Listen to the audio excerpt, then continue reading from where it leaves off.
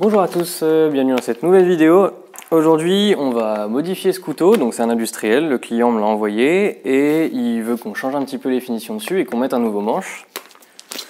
Donc c'est le BK7 de la marque Baker, c'est un couteau et une marque qui sont assez reconnus. Je pense qu'on va se jeter tout de suite là-dedans. On va faire une finition satinée sur les émoutures, on va modifier un petit peu le dos du couteau pour qu'il ait un petit peu plus d'accroche quand on veut gratter sur une pierre à feu. Et on va aussi changer le matériau du manche. Là pour l'instant c'est des plaquettes qui sont vissées, c'est du plastique ou de la résine. Et nous on va mettre un truc en bois, c'est le client qui m'a envoyé les matériaux nécessaires pour le manche. Donc c'est parti!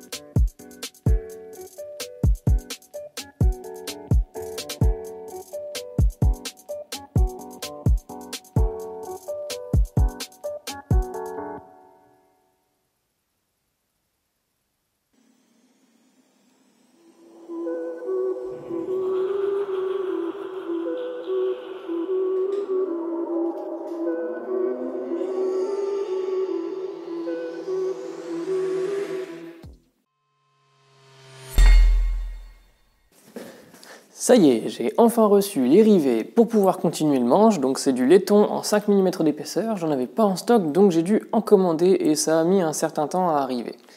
On va donc pouvoir passer à la réalisation du manche en bois pour remplacer ces vilaines plaquettes en plastique. Comme j'ai déjà dit, c'est le client qui a fourni les matériaux pour le manche, donc il l'a acheté, je me souviens plus exactement sur quel site. C'est un très joli bois, il est vraiment magnifique et j'espère que je vais pouvoir en retirer le meilleur parce que c'est vraiment très joli. Et j'ai eu aussi l'occasion de jeter un petit coup d'œil au prix. Autant vous dire qu'il ne faut pas que je me plante sur ce coup-là. Donc c'est parti.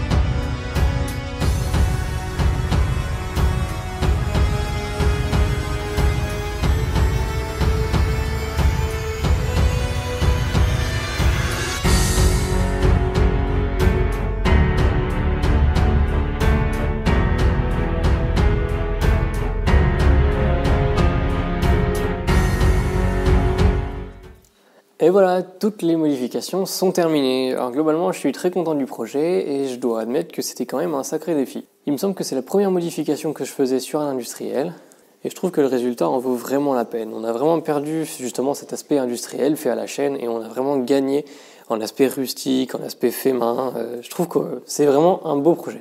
Le manche est superbe, je suis super content de ce que j'ai fait là et super impressionné par le matériau en lui-même. Ça se ponçait relativement bien, c'était pas très compliqué à travailler, ça s'abrasait bien. Mais par contre, il faut un bon polissage pour pouvoir bien le révéler parce que c'est que lorsqu'on atteint le grain 600 ou 1000 qu'on commence à observer certains détails qu'on a dans le bois. Et au fait, vous vous souvenez quand je vous ai dit qu'il fallait surtout pas que je me loupe à la découpe? Eh ben justement, ça a foiré. La petite scie à ruban que j'ai, elle est absolument pas précise, je l'ai eu pour une centaine d'euros. Alors ça va très bien pour ce que je fais, parce qu'après je peux rattraper ça sur la ponceuse à bande. Mais autant vous dire que j'aurais dû garder un petit peu plus de marge à la découpe. Mais bon, finalement j'ai réussi à avoir l'épaisseur que je voulais en ajoutant des petits intercalaires rouges qui finalement rehaussent bien le projet. Donc je suis plutôt content du manche. Au niveau de la lame, je trouve que c'est sympathique aussi, même si personnellement je suis pas fan de la finition satinée avec le perchlorure. Je trouve que ça fait pas très propre ces petites rayures dans le sens perpendiculaire à la lame. Mais bon, ça c'est le client qui le voulait, c'est ce qui lui plaît lui, et au final c'est lui il est content, moi je le suis aussi. Voilà, j'espère donc que la vidéo vous aura plu, que vous avez pu prendre autant de plaisir à la regarder que moi j'ai eu de plaisir à modifier ce couteau. Je vous dis donc à la prochaine dans une future vidéo, et d'ici là portez-vous bien. Salut!